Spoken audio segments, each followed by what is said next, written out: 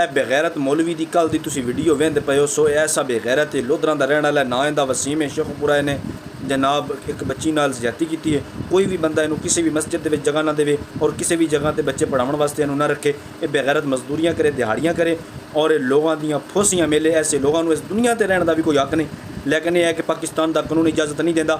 तो असा इतना तो कर सकते हैं कि इसनू किदां भी सकून नाल रहन ना देइए। और बहुत अच्छा किया वीडियो बनाने वाले ने, वरना अक्सर जगह पर तो लोग पर्दा पा देंगे अपनी इज्जत बचाने की खातर। इहो जिहे लोगों को भी मौका देंगे ताकि उस जगह तो जाके जो दूसरी जगह पर जाएंगे फिर ज़्यादती जी करेंगे।